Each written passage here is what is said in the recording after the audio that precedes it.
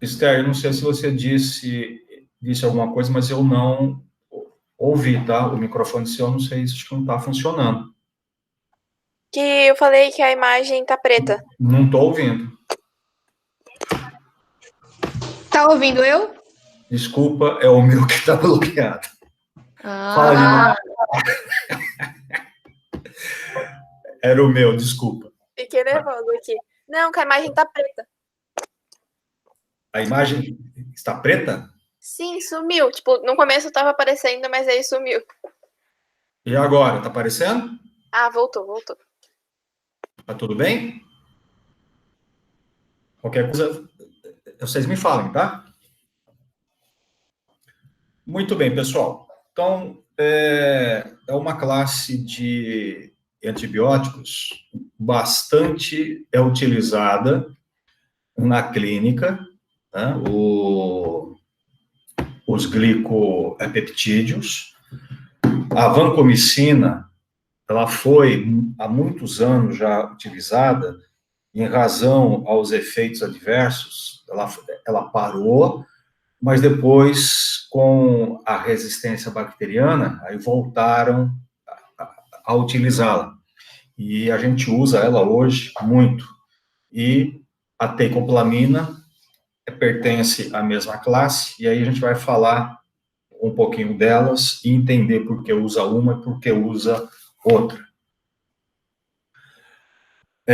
Existe a dalbavancina e a oritavancina, que está ainda em pesquisa. Então, são aí, né, constituídos por grandes estruturas cíclicas e complexas, né? Em consequência, a formação molecular, esses antibióticos são resistentes a enzimas proteolíticas, aquelas enzimas que a gente já falou bastante, que são as beta-lactamases, né? Então, a estrutura molecular desse antibiótico faz com que eles sejam resistentes à ação das beta-lactamases. A característica não ser absorvida por via oral. No entanto, podem ser utilizadas em infecções intestinais, quando administrada por via oral. Veja, o não ser absorvido, isso não quer dizer que perca atividade, tá? Ela não é absorvida, ela fica a nível de ITGI e acaba tendo a sua atividade a nível intestinal. Não atravessa a barreira hematoencefálica, devido ao tamanho e à complexidade da molécula, né? É uma molécula muito grande.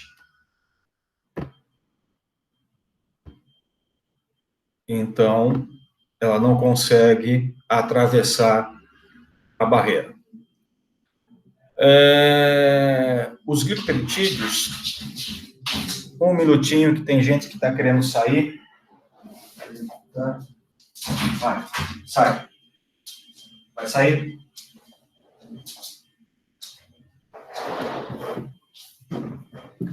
Os glicopeptídeos têm atividade contra bactérias gram-positivas, aeróbias e anaeróbias.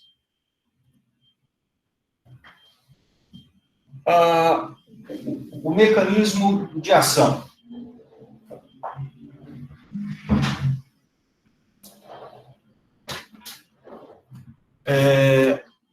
Gente, esses fármacos, eles são antagonistas competitivos, né, da polimerização da cadeia peptídeo-glicana, que forma a parede celular.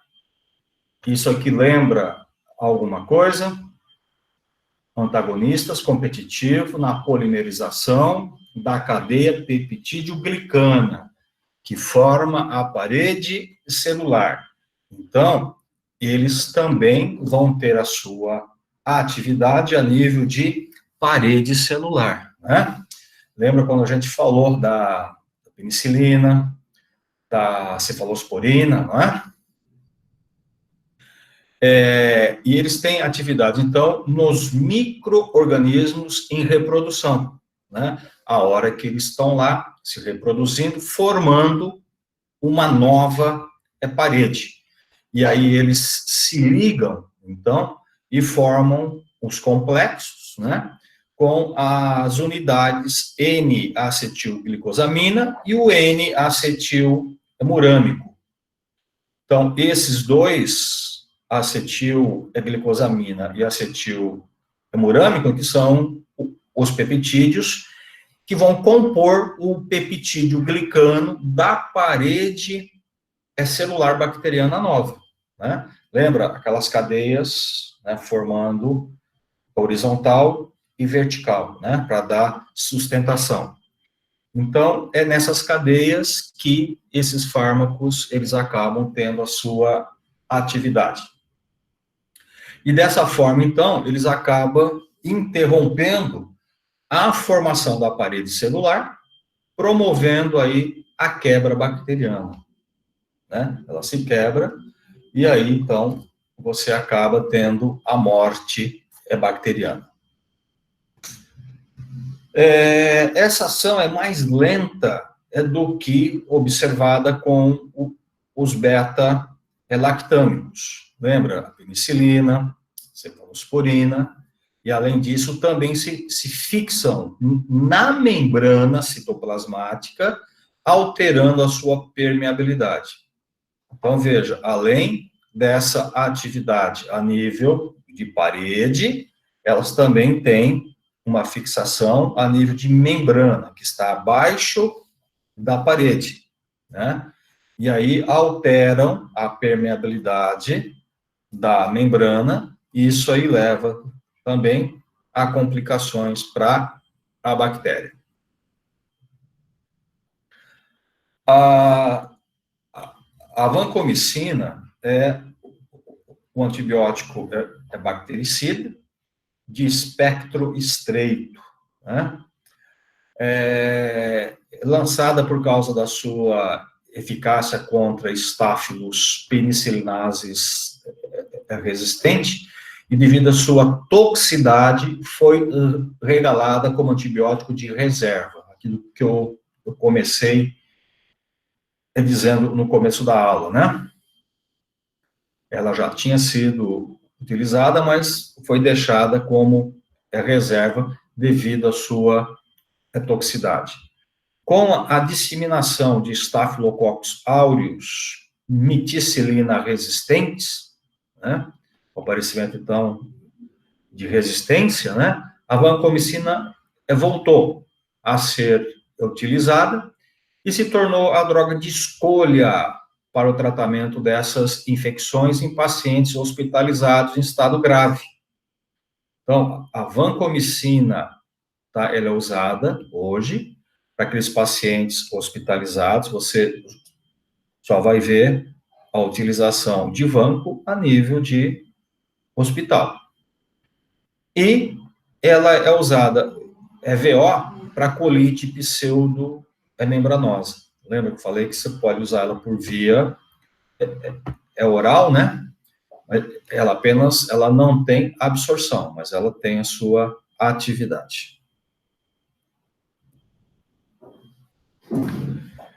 Gente, administrada por via intravenosa, sempre diluída em solução glicosada a 5%, ou em solução salina a 0,9%.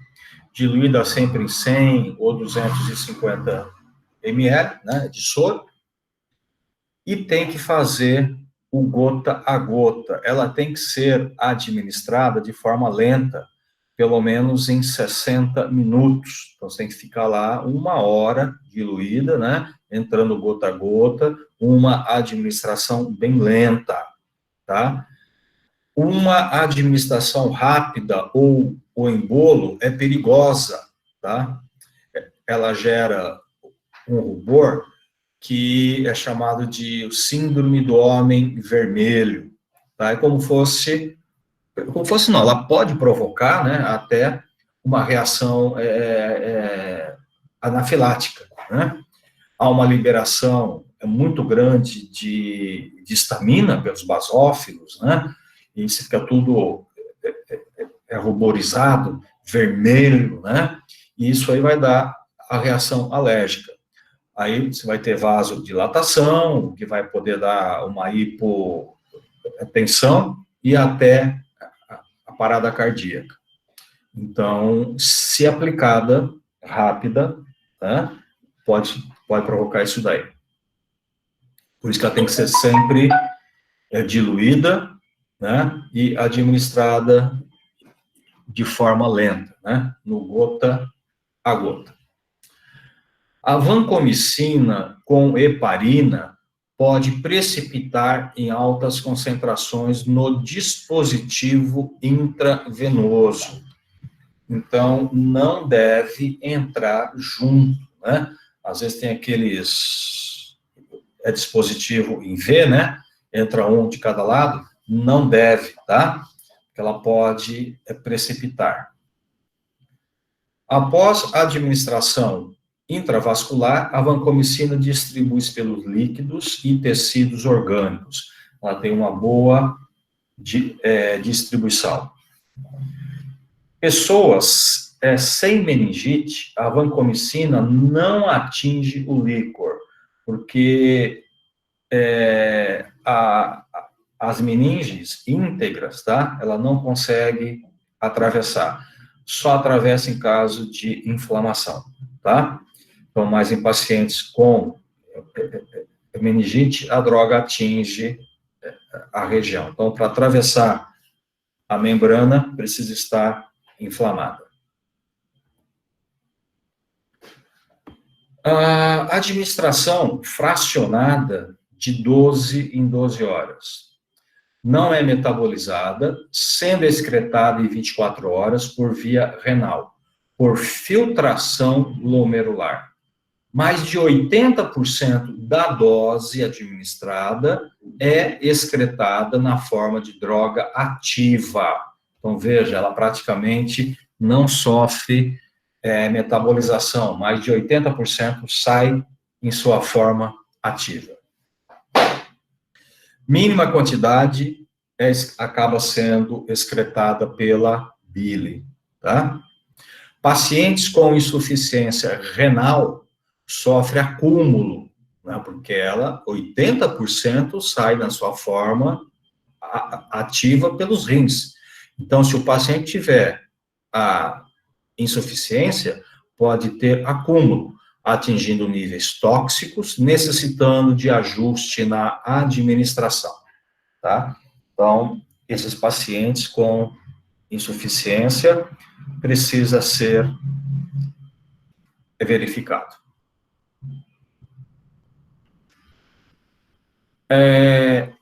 Indicações clínicas. Está indo rápido? Vai falar nada hoje? Patrícia, que estou rápido? Se quiser dar uma brecadinha, eu agradeço. Tá bom. Muito bem.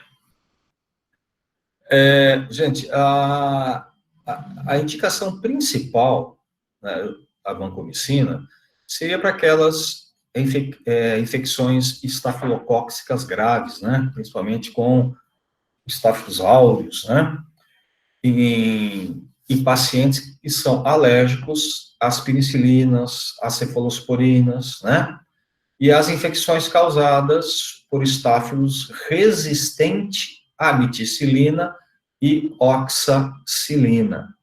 Então, veja, a vancomicina, ela entra como um recurso, né? Assim, é um fármaco de escolha para um caso mais grave, né? Quando você não tem muitas opções, né? Normalmente, principalmente, a oxacilina, ela é utilizada para estáfilos, né? Aureus, ela foi feita para isso, ela é excelente para isso, mas já existem alguns casos de resistência, e aí você precisa entrar, então, com a vancomicina. Então, em pneumonias, osteomielites, sepsis, celulite, abscessos, né, meningoencefalites, endocardites, tudo por estafilocóccicas. Dada por via oral para o tratamento da colite, é causada pelos, aqui acho que Clostridio difficilis, sei lá, mas é o tratamento de E. colite.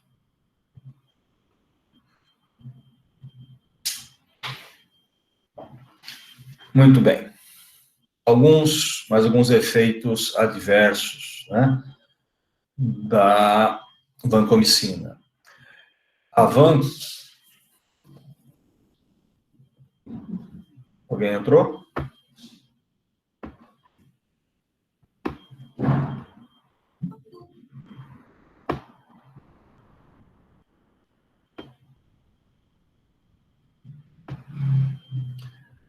Então, é irritante, né, no local de aplicação.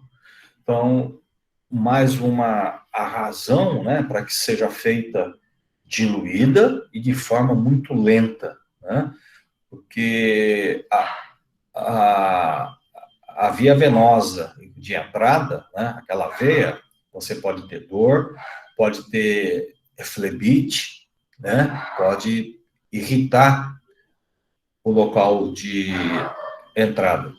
Então, precisa ser aplicada sempre muito bem diluída e de forma muito lenta. Tá? Aqui já falando. Então, sempre em forma de gotejamento lento. Pode provocar a febre, calafrios, sensação de formigamento pelo corpo. Pode acontecer se a infusão for um pouco mais rápida, né? Então, por isso que a forma lenta para se evitar todas essas coisas. A síndrome do homem vermelho, que eu falei para vocês já, né? Vai acontecer na infusão rápida, normalmente em dose de 1 grama, caracterizado, então, por prurido, eritema, congestão e angioedema, e pescoço, e tórax, e raramente o choque, mas pode dar, né? Então, eu disse que essa síndrome é provocada quando você aplica muito rápido, né? Aplica uma dose alta, que é uma liberação muito grande de histamina, né? E pode dar essa reação alérgica. É chamada de síndrome do homem vermelho porque fica todo vermelho. Isso daí, então, a liberação aumenta a concentração de histamina no plasma. Já havia dito. Muito bem.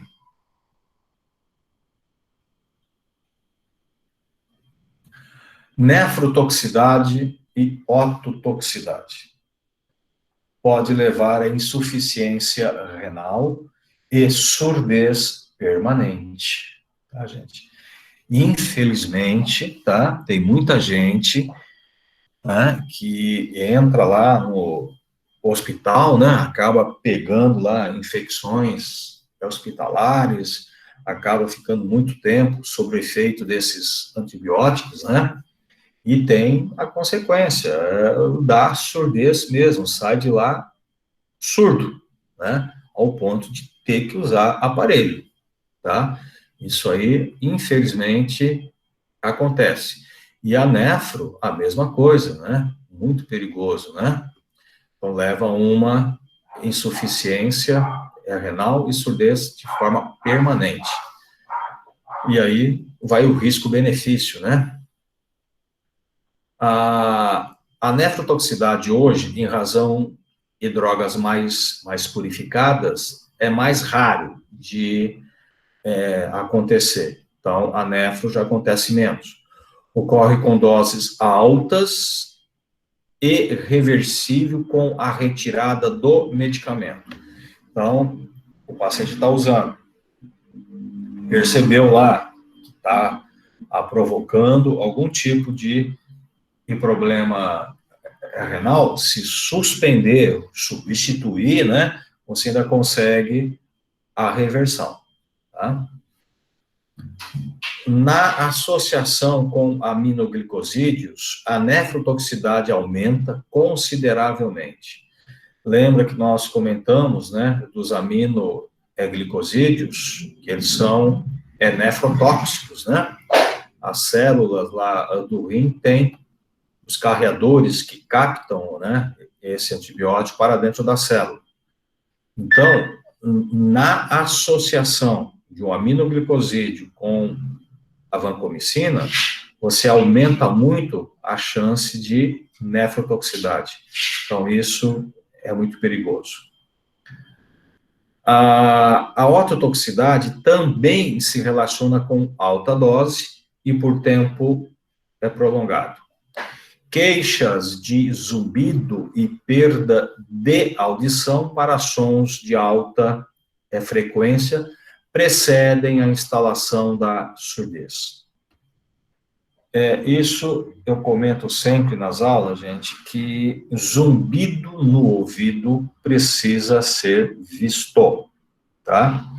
Zumbido é um sinal de alguma coisa não está bem, tá? Zumbido pode ser o início, tá, de um processo de surdez, tá? Então, precisa ser visto. Zumbido precisa ser visto, ok?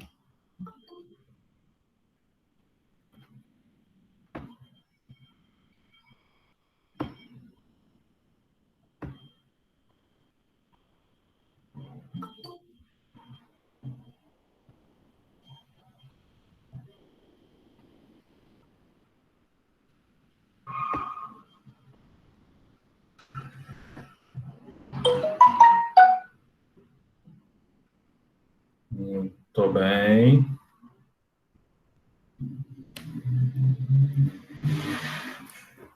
A tecoplamina, gente.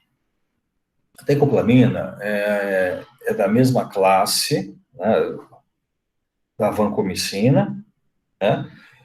E nos hospitais vocês vão acabar vendo aí as duas, né?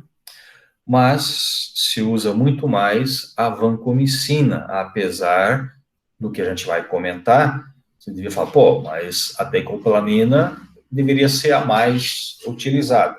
Sim, não é. É por quê? Não é por causa do custo, tá? O custo. O custo influencia no uso, infelizmente. Então,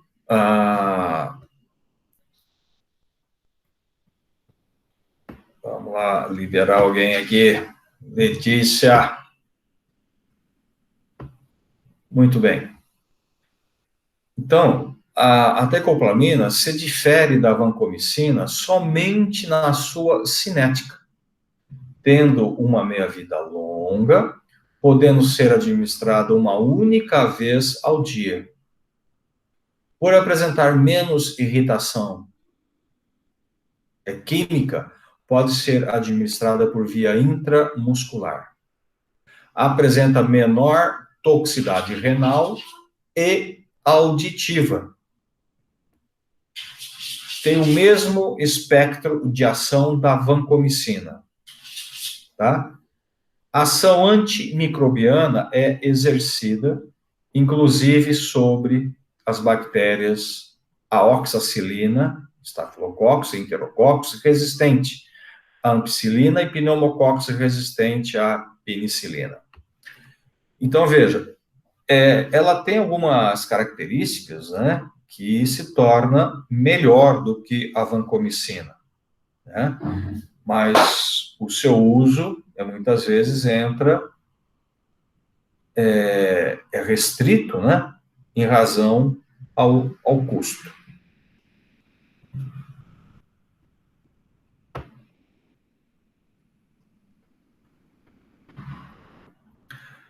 não é indicada para infecções meninges, por não atravessar a barreira hematoencefálica, tá? Não atravessa.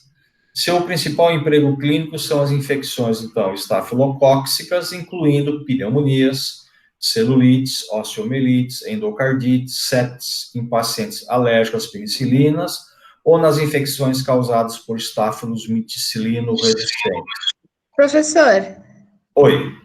a outra, no caso de meningite, atravessa a barreira, certo?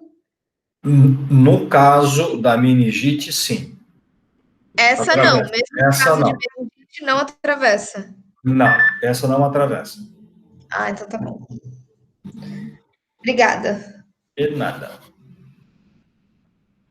Então, veja, o emprego clínico dela é o mesmo, praticamente o mesmo, né, da vancomicina, tá?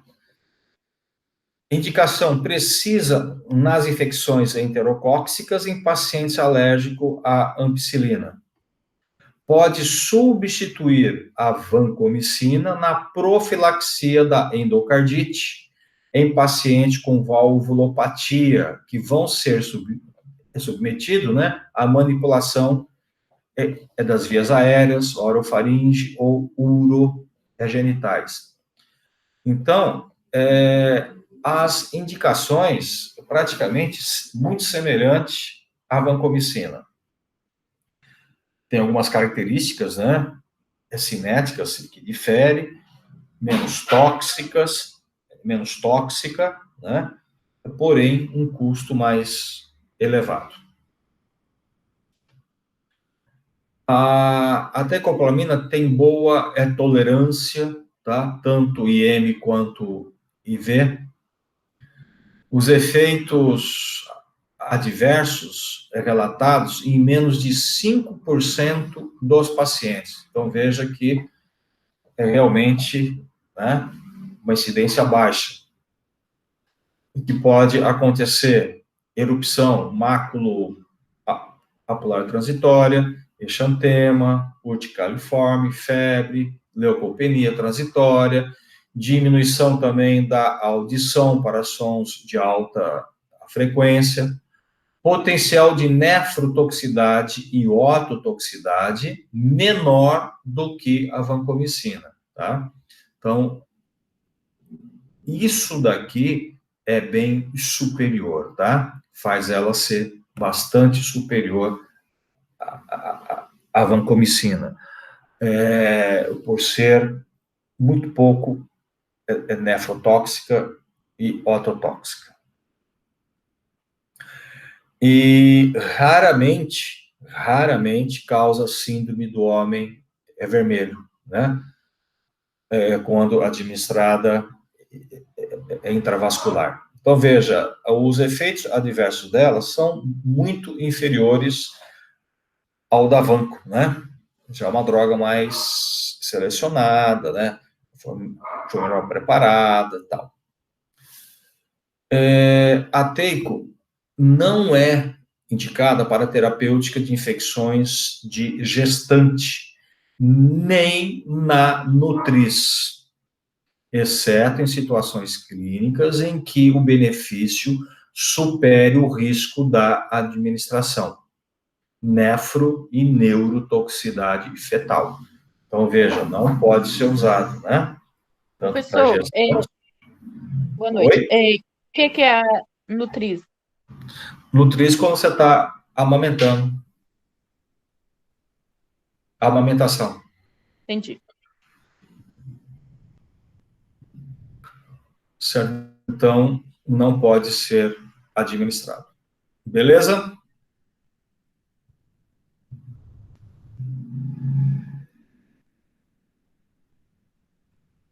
E aí tem uma avoparcina. Avoparcina. Gente, essa droga também é um glicopeptídeo, né, com menor potencial contra micro-organismos gram-positivos, quando comparada à vancomicina, né? Só que, veja só, a ação que essa droga tem. Ela exerce uma ação antimicrobiana contra as bactérias gram-positivas do intestino delgado de animais, aumentando a digestibilidade de matérias orgânicas, elevando a degradação da celulose e hemicelulose e promovendo o ganho de peso dos animais. Viram aqui como a gente entra em contato com antibióticos? Pela carne dos animais, tá? Isso foi muito utilizado, tá, gente? Tá? E vai saber se ainda não é, né? Tá proibido, tal, mas vai saber, né? Então, ela aumenta muito, né, o ganho de peso, né? Então, isso aí era dado para gado, para porco, para galinha, entendeu? Para ganhar peso rápido, né? Para ir para o abate mais rápido. Tá? Seu uso, então, foi largamente aprovado em países da Europa e americanos como um promotor do crescimento e ganho ponderal de animais destinado ao consumo humano, como o gado, os galináceos, os porcinos, os caprinos, né? Contudo, seu amplo uso estimulou o quê? A seleção de enterococos resistentes ao antibiótico e, por extensão, a outros glicopeptídeos, inclusive a vanco e a teicoplamina. Então, veja, o uso dela indiscriminado, né, acabou tendo bactérias resistentes, tanto para a vanco quanto para a teico, pelo uso indiscriminado desse antibiótico em animais, e a gente fazendo uso, né? Então, a gente estava consumindo esse antibiótico sem saber. E por tal motivo, na atualidade, o uso da apoparcina é proibido na comunidade europeia e seu emprego como estimulador de crescimento é condenado por proporcionar o desenvolvimento de resistência entre micro-organismos gram-positivos. Então, isso está condenado hoje, né? Mas, como eu disse, vai saber. E aí, tem mais duas aí que estão em estudo clínico, né? Dalba-evancina, orita-evancina, né? São ação exercida contra as bactérias gram-positivas, incluindo estafilococcus resistente também à oxacilina, né?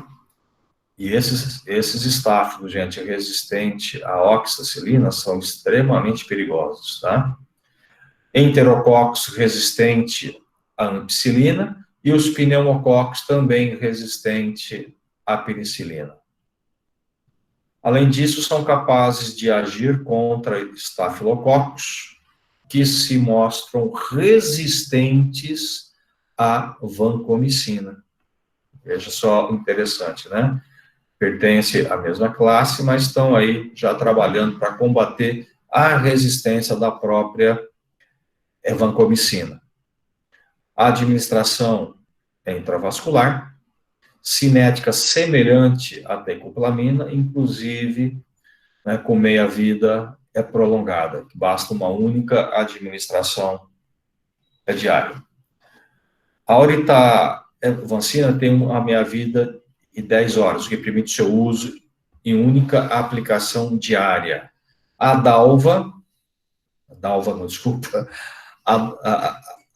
dalba-evancina apresenta uma surpreendente meia-vida de 144 horas, o que permite uma dose semanal. Gente, isso, né, às vezes pode ser bom, mas também tem os seus contras, né? Uma droga dessa, administrada num paciente e promover um efeito tóxico, como é que a gente faz, né? É muito tempo de ação, muito tempo circulando. Aí somente fazendo uma hemodiálise, né? Isso se ela for dialisável, né? Ok? Bem, essa parte acabou. E eu preciso conversar com vocês muito sério. Muito sério. Quem é o representante da sala mesmo?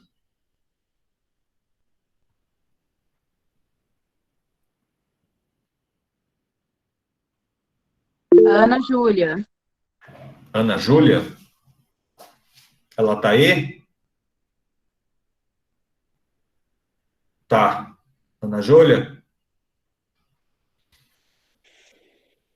Nós não marcamos prova ainda, não é isso?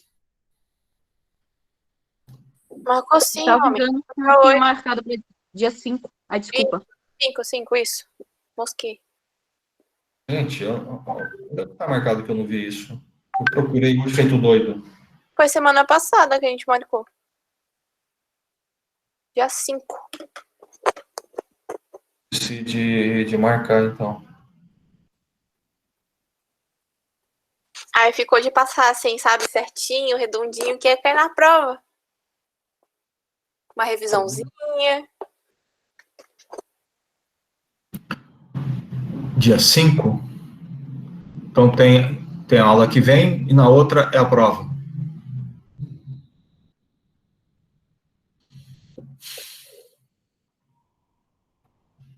Deixa eu ver aqui uma coisa.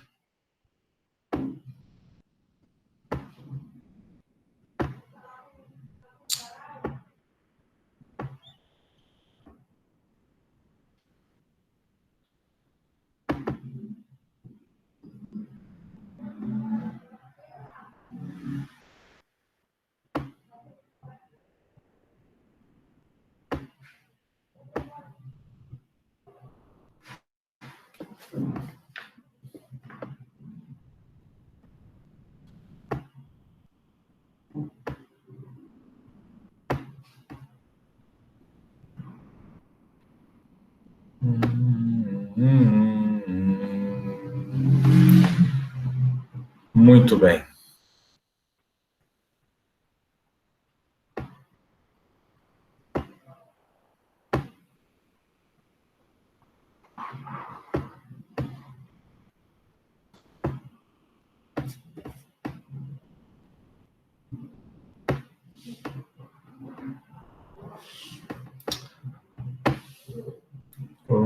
Coisa. Não estou conseguindo.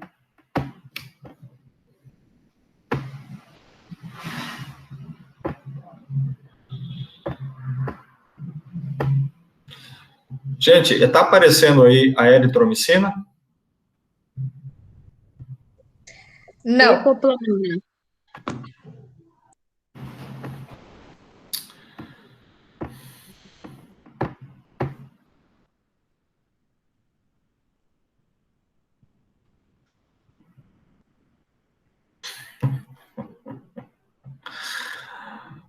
Ai, Jesus.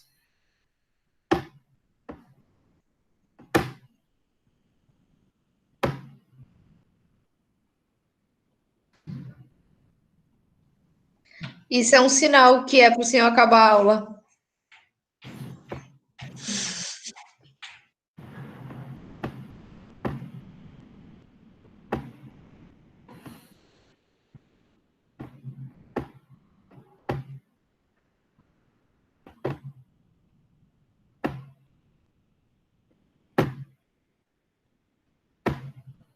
Agora está aparecendo. Sim?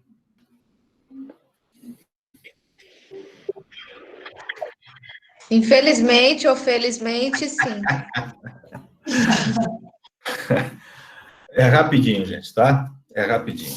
Vamos ver aí a gente acaba hoje e a aula que vem a gente tira para fazer o resumão para a prova, tá bom? Pode ser? Gente, os macrolídeos, tá? São fármacos bastante utilizados. Entre eles, a eritromicina, a claritromicina e as alidas, né, que é a azitromicina. A gente tá usando... Calma. Qual o nome do negócio?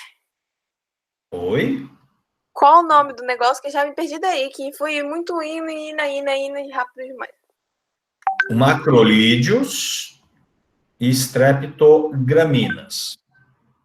Ok?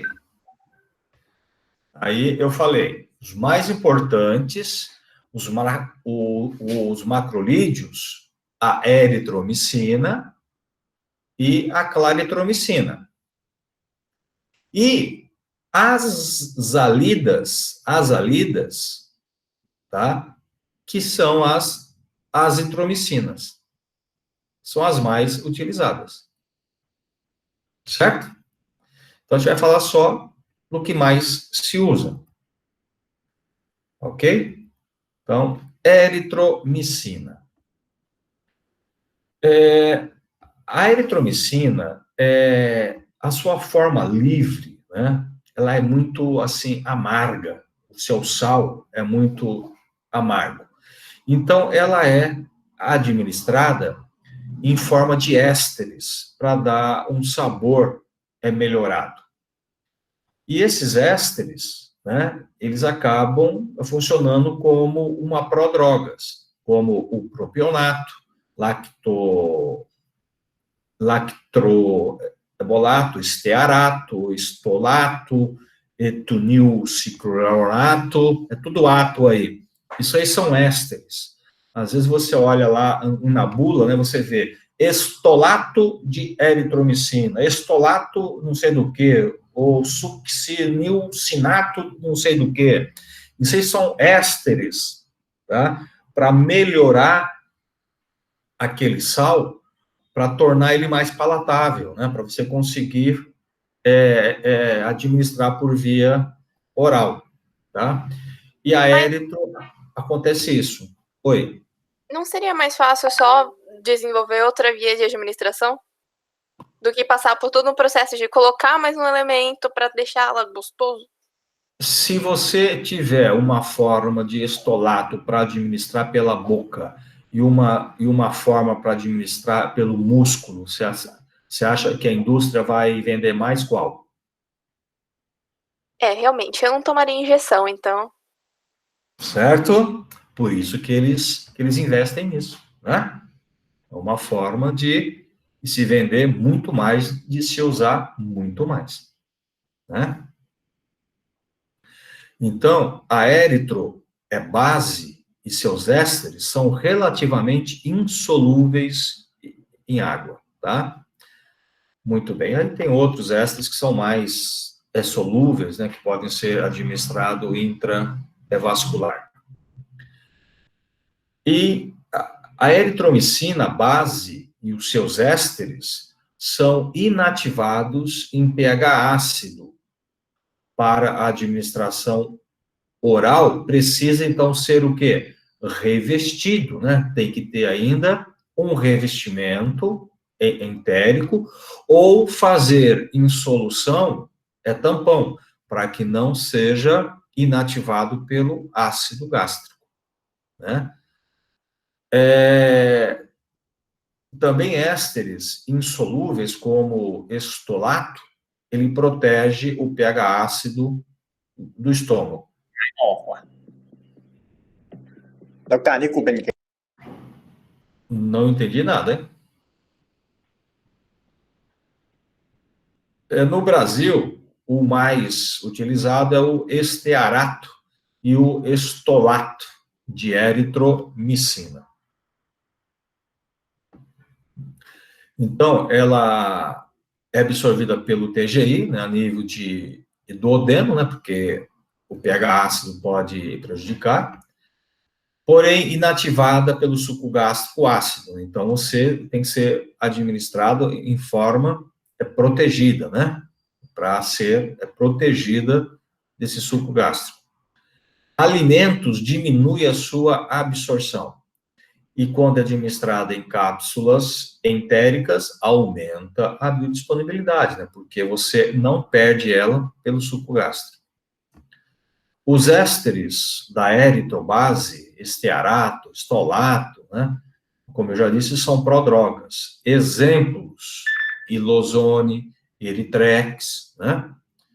Tem uma estabilidade da droga em meio ácido e melhor absorção. O estearato de eritromicina se dissocia no duodeno, liberando a eritromicina sob a forma de base. Então, veja, esses ésteres, tá? É como se fosse um veículo, né? Na hora da absorção, ele solta, o antibiótico acaba sendo absorvido. Muito bem. Ele vai se distribuir pelos tecidos corporais, fluido, próstata, ouvido, exceto o cérebro e o líquor, né?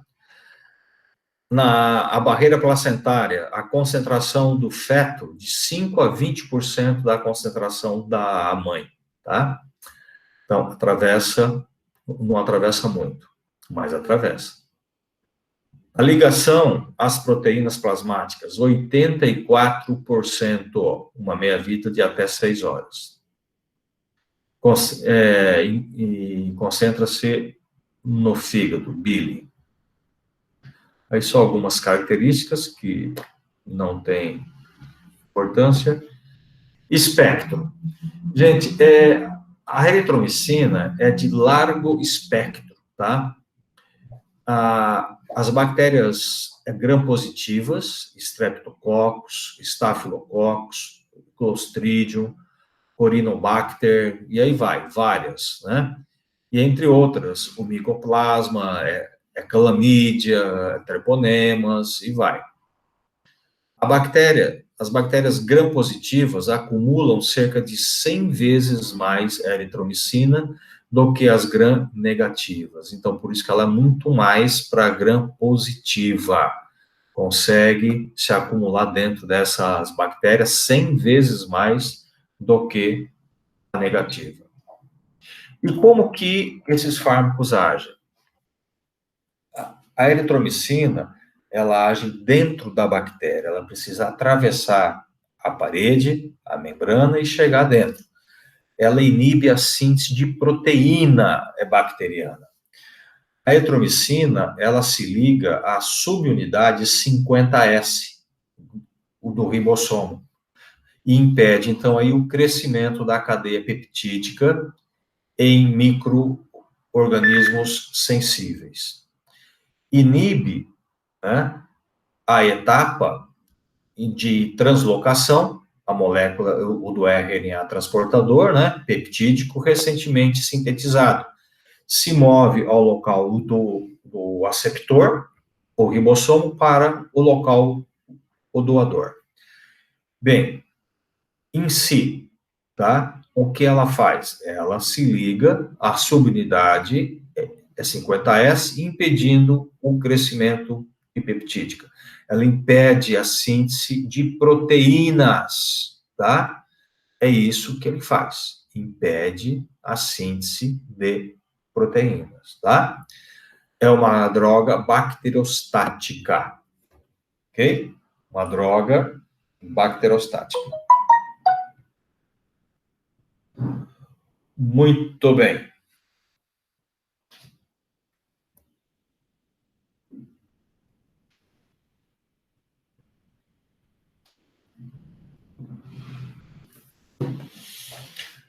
As indicações clínicas.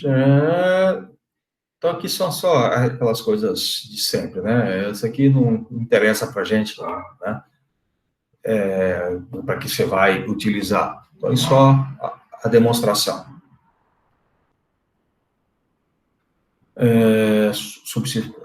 Substitui a penicilina G quando houver hipersensibilidade e tal, infecções por estrépito, para a laringe, pele, pneumonias, tá? Também pode ser usado para sífilis não urológica, cancro mole, para vaginite, uretrite, e aí vai um monte de ites aí. Cólera, né? Agora, é a principal alternativa às penicilinas para a profilaxia da febre reumática e da endocardite bacteriana. Então, isso acaba sendo importante, né? Alternativa, né, para aquelas pessoas que fazem a profilaxia da febre reumática, tá? E é alérgica à penicilina ou alguma coisa assim. Associada aos aminoglicosídeos para a profilaxia da infecção em cirurgia coloretal. Então, também tem protocolo, tá, do uso dela associado ao aminoglicosídeo.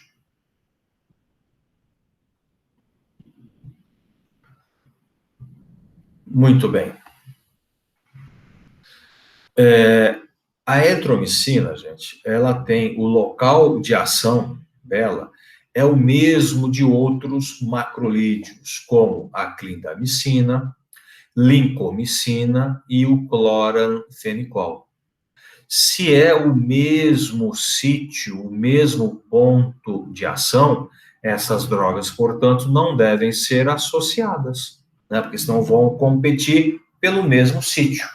Então, não deve associar a eritromicina à clindamicina, à lincomicina e nem ao cloranfenicol. Tá? A gente já falou, tem a resistência, né? Infelizmente tem resistência, isso aí todos os antibióticos têm. Muito bem, só as formas de resistência. Interações são inibidoras enzimáticas, reduzindo a metabolização de corticoides, reduzindo a metabolização também dos contraceptivos orais, da teofilina, carbamazepina, a teofilina que pode ter problemas cardíacos, tá? O aumento da concentração sérica dos contraceptivos orais, promovendo principalmente icterícia e prurido, pelo aumento dos contraceptivos, né, porque ela inibe a metabolização deles. Potencializa a ação da varfarina, pode ter aí sangramentos, né? Possui efeito antagônico aos beta-lactâmicos, bactericidas, por serem bacterostáticos e inibidores de síntese. Antagonismo com os demais macrolídeos, por se ligarem no mesmo sítio. Então, isso aqui precisa ser evitado. Toxicidade. Baixa toxicidade, tá, gente? Muito baixa. Quando administrada por via oral, apresenta intolerância digestiva, particularmente em adultos. Ação estimuladora da contratilidade do intestino. Provocando náusea, vômito, dor abdominal, anorexia, pirose. Deixa eu fazer um parêntese aqui para vocês. Quando vocês forem estar nos hospitais, na parte de pediatria, principalmente, vocês podem ver a utilização da eritromicina em criança com problemas de refluxo, tá? Pô, mas refluxo tá dando antibiótico, aérito, é por causa disso, tá, gente? Ação estimuladora da contratilidade do intestino, e não é só intestino, tá? Também serve para esôfago e estômago. Então, para combater um pouco o refluxo, funciona bem em criança, tá? Mas só em criança. Ele pode ser usado, então, se a pessoa tiver hérnia de hiato? Aí eu não sei se tem essa indicação, tá? Eu não conheço, precisa ver o protocolo. Tá.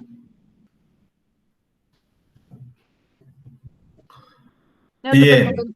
perguntando ao motivo que, assim, se na pediatria ele é utilizado no intuito de diminuir o refluxo, a hérnia de hiato, ela provoca muito refluxo, né? Mas aí eu não sei o quanto tempo, né? Porque ela gera certo efeito estimulador, tá? Aí você tira o antibiótico e o esôfago, o estômago, ele continua estimulado. No caso da hérnia, não, né? Você teria que usar frequentemente, Entendi. tá? Então eu acho que não tem. Pelo menos eu não conheço, tá? Tá bom. Eu só fiz uma associação. Tudo bem. Intramuscular, dor no local que geralmente não é tolerada, tá? Dói muito.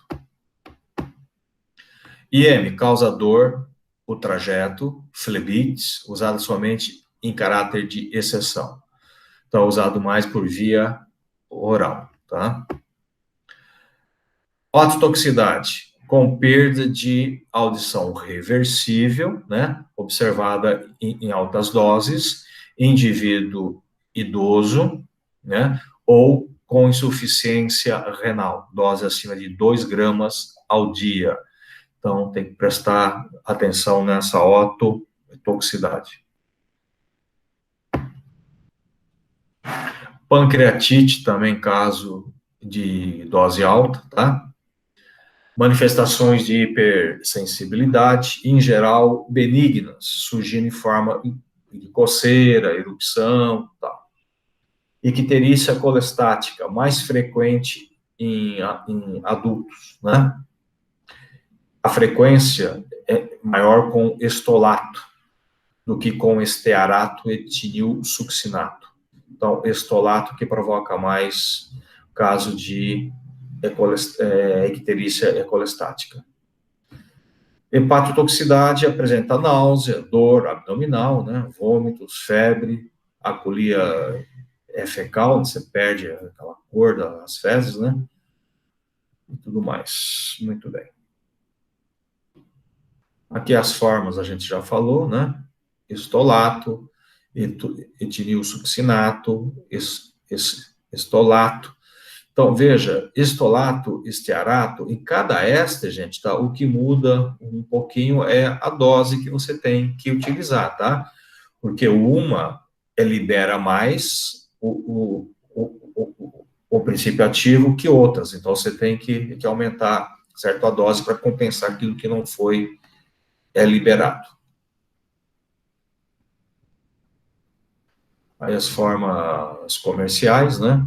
Estearato, a pantomicina, estolato, eritrex, ilozone, etinil succinato, a pantomicina em gotas, e as formas tópicas, ilozone tópico.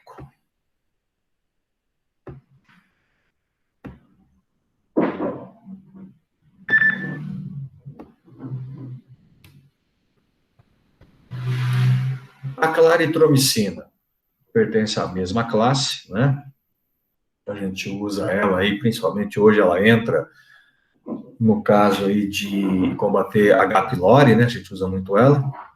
Então, atividade contra estreptos, estáfilos, pneumococos, né? Bacilos, coqueluche e tal. Destaca por ser mais eficaz contra as bactérias atípicas, né? A clamídia, micoplasma, essas coisas todas aí. Não pega o bacilo da tuberculose, tá? Tem efeito pós-antibiótico prolongado, de 3 a 4 horas, contra estáfilos, estrepto, estáfilos e hemófilo. A claritromicina tem uma boa biodisponibilidade, né? A ingestão com alimento não reduz essa biodisponibilidade, pico máximo em 2 horas, e se distribui o pulmão, para o rim, amígdalas, fígado, mucosa, seios da face. Então, pode tratar tudo isso daí. Metabolização hepática, a eliminação da claritromicina de seus metabólitos se faz por via renal, então ela sai muito pelo rim. Tem uma boa penetração no interior das células, alcançando elevadas concentrações no interior de granulócitos e macrófagos humanos. O mecanismo de ação da claritromicina é o mesmo dos macrolídeos. Vai o quê? Vai inibir a síntese de proteínas, tá? É isso que ele faz. Aqui algumas interações, tá? Isso aqui é só a citação, porque a gente não vai acabar decorando essas coisas todas, né? Contraindicações, também algumas aí. Contraindicações, desculpa, indicações clínicas, né? Infecções das vias aéreas superiores. Às vezes a gente usa a claritromicina associada com uma quinolona, né, ou alguma outra coisa, para reforçar aí o tratamento de pneumonias, tá? E tudo mais. Muito bem. Algumas diferenças clínicas que não tem. E a azitromicina. A azitromicina, né, é um outro fármaco que está sendo bastante utilizado, né, a gente usa muito ela hoje. Ela também inibe a síntese de proteína, né, pela ligação também na subunidade E50S. Então, a mesma coisa que a eritromicina, que a claritromicina. Ação bacterostática, podendo exercer ação bactericida sobre micro-organismos de alta sensibilidade. Então, ele inibe o crescimento, mas pode até matar quando esse micro-organismo for mais sensível. Bem, a azitromicina difere da eritromicina pela presença de um átomo de nitrogênio no anel lactônico. Então, esse nitrogênio que faz a diferença. Ampliação do espectro, né, da azitromicina, maior penetração em tecidos, meia-vida mais prolongada, né? A gente usa a azitromicina uma vez a cada 24 horas, uma vez só por dia, né? Ele tem a meia-vida longa. Comparada à eritromicina, ela possui um espectro de ação bem mais amplo, capaz de agir em micro-organismos gram-positivos e farmacocinética mais favorável, melhor tolerância. Largo espectro, menos ativa que a eritromicina contra estáfilos e estrépitos. Recomendada para maiores de 16 anos, não sendo estabelecido ainda sua segurança em criança. Então, ela é usada mais em adultos. E aí vai, né? Os bacilos gram-negativos, tal, isso é tudo coisa clínica. Então, gente, a cinética dela, tá? Ela tem uma boa absorção oral, mais estável que a eritro em pH ácido, então pode tomar tranquilo, tem uma boa estabilidade. Administrada em jejum ou 1 hora antes ou 2 horas depois das refeições. Então, esse é um detalhe bom, tá? Tem que ser administrado longe das refeições, para não sofrer influência na absorção. Os antiácidos, alumínio e de magnésio e alimentos reduzem a sua biodisponibilidade. Então, não pode ser tomado perto de antiácidos e nem com alimentos.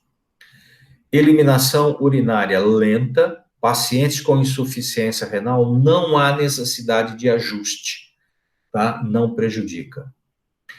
Hepatopatias graves, não há necessidade de modificar também o seu esquema de dose. Então, veja, é um fármaco bastante seguro para o uso clínico. Após a absorção oral, elevada a concentração tecidual, alcançando níveis tissulares de 10 a 50 vezes maior do que no sangue. Então, veja, ele penetra bem, ela chega bem a nível de tecido, né? A distribuição dela é boa. Amígdalas, brônquios, seios a face, secreções respiratórias, pulmão, né, músculo, peritônio, fígado, ovário, útero, próstata, trompas, rins. Então, veja, ela alcança bem áreas boas, né? A meia-vida sérica, de 14 a 20 horas. Em tecidos, mantém-se até 60 horas. Então, tá aí várias indicações clínicas, né? Para infecções respiratórias, né? Urogenitais, né? E aí vai. Infecções respiratórias agudas, como as otites, sinusites, faringites, bronquites, pneumonias, infecções gonocóxicas em dose única de 2 gramas, é eficaz. E efeitos adversos da azitromicina. Ela é muito bem tolerada. Tem efeitos relatados em até 8% dos pacientes, que, em geral, é de pequena intensidade. Pode provocar aí alguma náusea, vômito, dor, diarreia, pirose, isso aí pode dar. Isso aí, qualquer um deles pode dar, né? Outras queixas como tonteira, cefaleia, cansaço e, raramente, erupções cutâneas. A azitromicina já foi utilizada em gestantes, não sendo observado qualquer alteração nos recém-nascidos dessas pacientes. Então, eu já tenho relatos desses usos. Ok? Bom, menores de 16 anos, segurança e a eficácia da droga nesse grupo em paciente. Então, gente, pode ser que não provoque nada, mas não tem estudo, tá? Então, precisa ver isso aqui, e tem até que procurar em literaturas mais novas, ver se já saiu alguma coisa, tá? O mais comum a nível de ITGI, né, inclui somente a diarreia e náusea. Interações.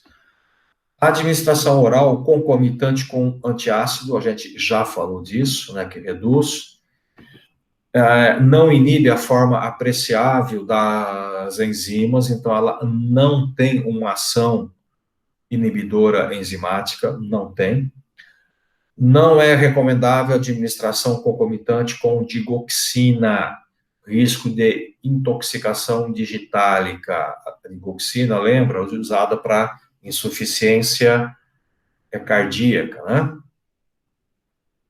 Recomenda-se evitar em pacientes usando ergotamina, cisaprida, lovastatina e varfarina. São essas drogas, principalmente. Toxicidade, a gente já falou, está repetindo. E essas daqui não tem importância, a gente não vai falar, tá? Vai falar somente até aqui. Ok?